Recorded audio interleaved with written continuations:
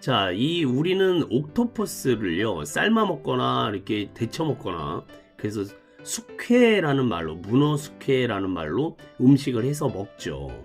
자, 그런데 이 옥토퍼스는요, 학술적으로요, 인간이 아닌데 인격체다라는 말로 사람들이 말을 합니다. 비인간 인격체라고 불리우는 이 문어, 왜 이런 말이 붙었느냐 하면요, 엄청나게 똑똑합니다.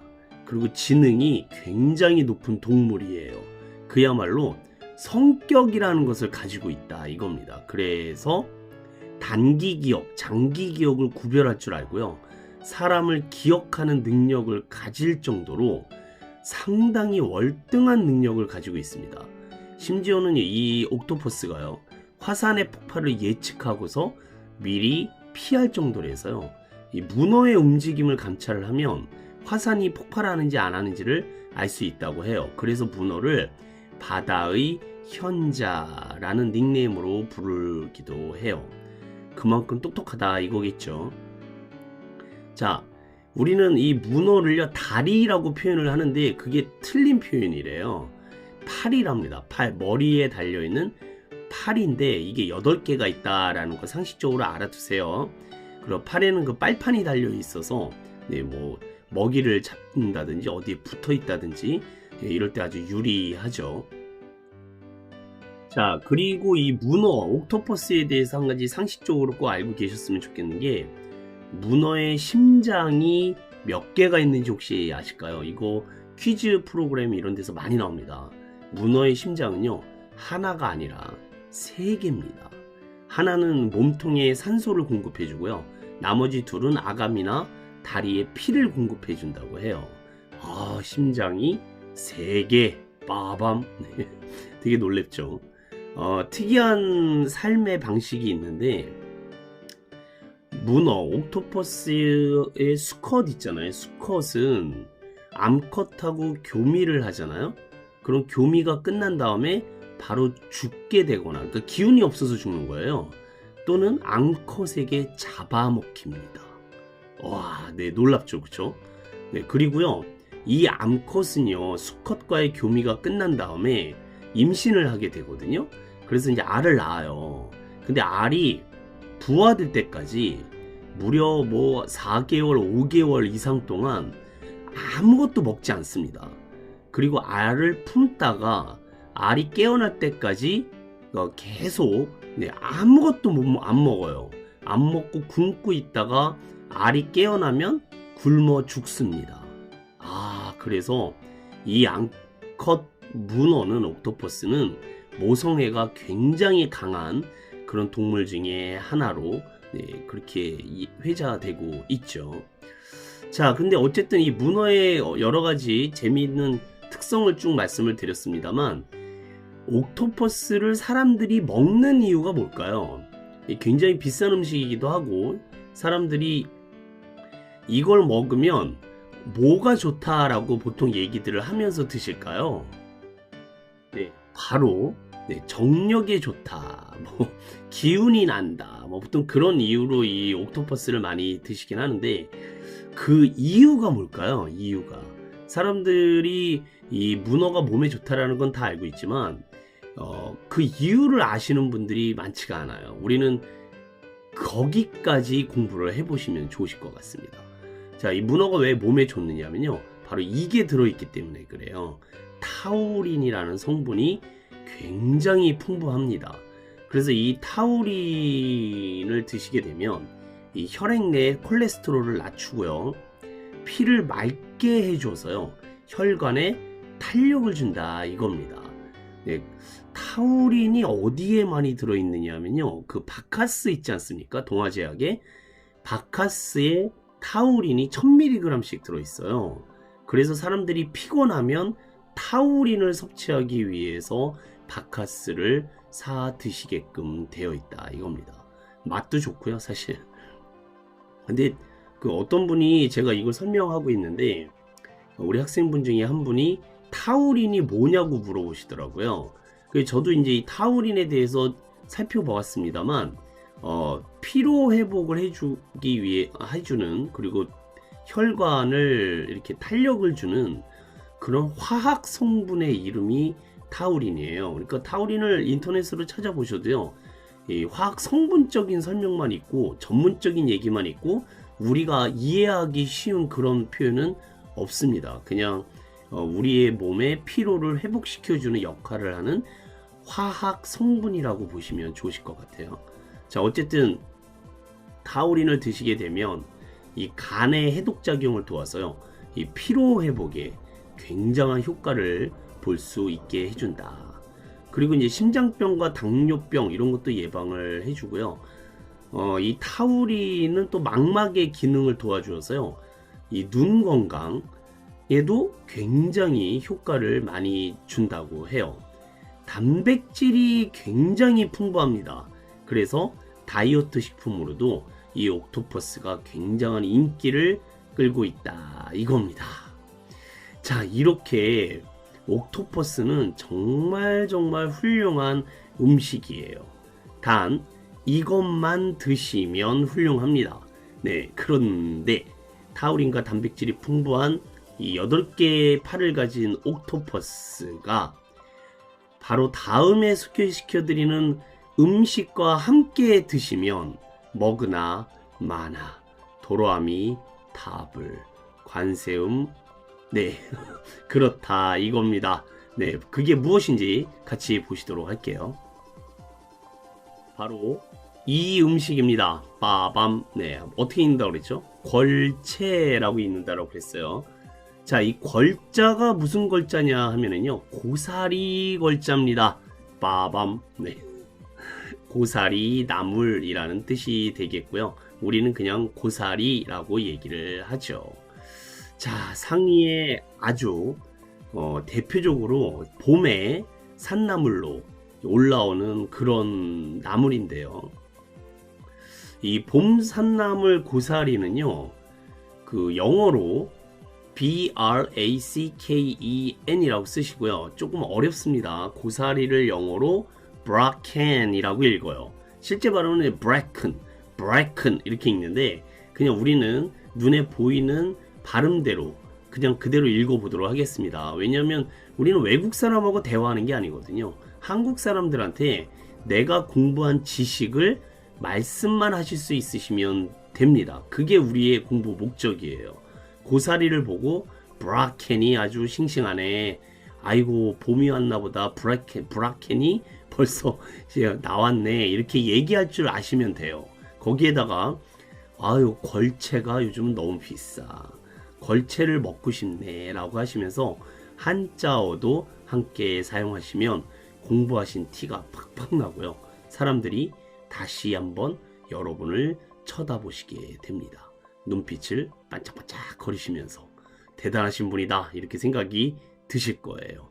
네, 괜찮습니다. 네, 마음껏 자랑질 하셔도 좋으실 것 같아요. 자, 브라켄.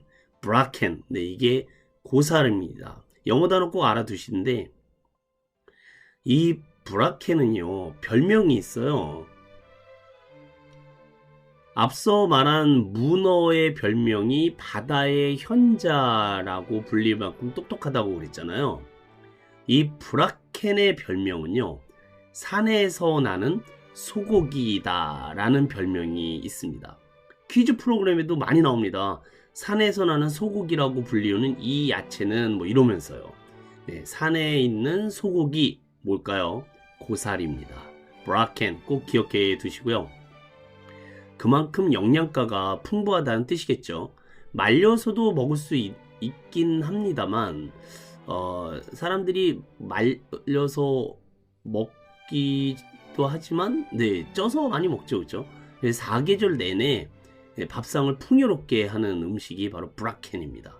이 브라켄은 키가 1m까지 자란다고 해요. 와, 엄청 크죠, 그렇죠? 네, 사람들한테 이렇게 제가 알고 있는 지식을 얘기를 하면은 고사리가 그렇게 커요? 이렇게 반응이 옵니다. 우리가 먹는 고사리는요, 이 갓 자란 것을 꺾거나 갓 나와서 아직 야들야들한 어린 순을 딴 것들이라고 해요. 이 고사리의 어린 순은요, 잎이 이렇게 동글동글동글하게 말려 있어요. 사진을 보여드리면 아시겠습니다만 이렇게 생겼습니다. 네, 그래서 우리가 이게 흡사 주먹을 쥔 것 같은 느낌이 들잖아요. 그래서 아기들의 손을 고사리 같은 손이라고 하는 이유가 바로 이렇게 바로 갓 나온 고사리 잎 때문에 그렇다라는 거죠. 자, 진짜 희한하게 생겼습니다. 아기가 손을 꽉 말아쥐고 있는 것 같은 그런 느낌이 드시죠. 그렇죠? 이런 거 이렇게 따다가 우리가 나물로 이렇게 드시는 거예요. 자, 이 고사리는 그럼 과연 어디에 좋을까요? 우선 혈관을 건강하게 만들어 줍니다. 고사리한테는 그 칼륨 성분이 풍부해 가지고요. 피를 맑게 해주거든요. 그래서 혈관을 건강하게 해주고요. 변비 해소에도 탁월한 효과를 보입니다. 식이섬유가 아주 풍부해서 그렇다 이거죠. 그 다음에 피부 미용에도 굉장히 좋은데요. 비타민 C 때문에 그렇습니다. C. 네, 비타민 C가 아주 풍부해서 피부 탄력과 네, 그런 주름을 피는데 꽤 도움이 된다고 합니다. 믿거나 말거나. 자, 그 다음에 눈 건강에도 아주 좋다고 해요. 왜냐하면 비타민 A가 풍부하기 때문이다 라는 걸 연결시키실 수도 있겠죠. 그리고 골다공증도 예방시켜준대요. 칼슘이 풍부하다 그런 뜻으로 받아들이시면 좋으실 것 같습니다. 그런데요, 우리가 이 고사리를 평상시에 육개장에 많이 들어간 것을 먹게 돼요. 그리고 세계적인 음식 비빔밥에도 많이 필수적으로 들어가는 야채이기 때문에 이 고사리를 우리는 언제든지 먹을 수가 있게 돼요. 그런데 이게요, 고사리를 빼고 먹는 남자들이 많습니다. 남성분들은요, 고사리를 잘 안 먹어요. 왜냐하면 이 고사리한테 삶기 전에는 독성이 있어가지고요, 정력에 굉장히 안 좋다 이겁니다. 네, 그래서 스태미나에 굉장히 안 좋다는 썰이 있어요. 이게 확실한 건 아닙니다. 학자들은 고사리를 삶아 먹으면 된다, 뭐 그런 독성이 없어진다고 하지만 사실 사람이 어디 뭐 그런 얘기를 듣고 고사리를 삶았을 때 과연 독성이 100% 없어질까? 네, 의심을 하게끔 되어 있죠. 그래서 남자들은요, 고사리 잘 안 먹어요. 나이 드신 할머니들이요, 장가 안 간 아들들한테 고사리를 안 먹인다고 그래요. 애기 못 나올까봐. 네, 일단 썰입니다. 썰. 네, 근거는 없어요. 예, 순뻥이라고 할 수도 있고요. 뭐 있다 하더라도 그렇게 영향을 미치지는 않습니다. 자, 우리가